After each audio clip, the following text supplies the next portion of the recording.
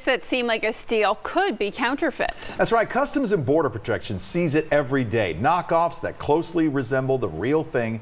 But instead, they say consumers are receiving products that are poor quality or even unsafe.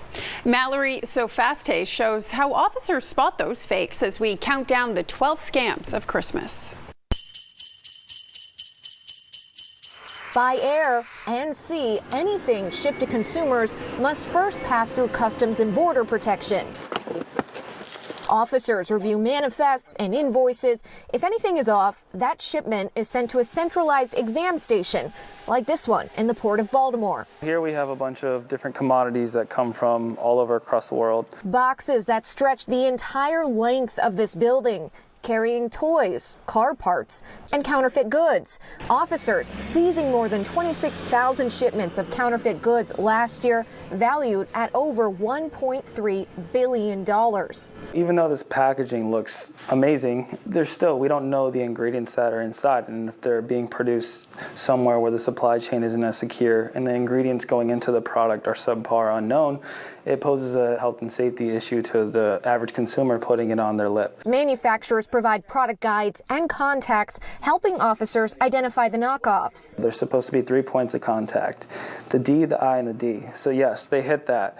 So you're like, all right, this is probably legit on first look. But then if you go deeper into the product guide, you notice on the interior part of this shirt, this is where the red flag lies. There's no writing on this label. But Customs and Border Protection Officer Shane Smith said counterfeiters are crafty. They learn these tells, then try to get around them. Counterfeiters have become so sophisticated, they're able to replicate the exact same packaging, even surpass certain security features, like these AirPods. You can feel they're raised. One giveaway, though, the serial number. They were the same on each package. Officers here also telling me that when they listened to them, they could tell the quality just wasn't there. And if the counterfeits are this good, you may be wondering, what's the harm in saving a few bucks? These items can retail for up to $2,000 to $4,000 MSRP value, and people sell them for maybe $700 or even $200. But again, you have to think about the livelihoods of the American people, the employees of these companies, and we have to protect our economy and have consumer confidence on what we're buying. Smith added that sending money to counterfeiters could be funding illegal activities, and cutting corners with safety regulations can cause harm to your health, home, or kids. If it's a choking hazard for a kid, that's an issue, and it could be seized or destroyed and not allowed for import. CBP has teamed up with the Consumer Product Safety Commission to identify hazardous toys and test for different metals and chemicals.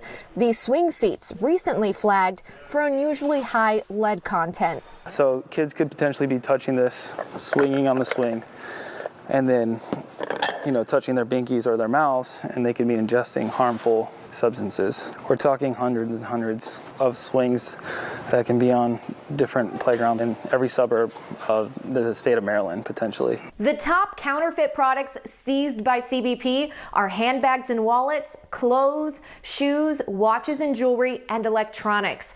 CBP is also warning about counterfeit pharmaceuticals. They've seen a rise in counterfeit COVID tests, face masks, even COVID treatments. With your 12 scams of Christmas, I'm Mallory Sofaste.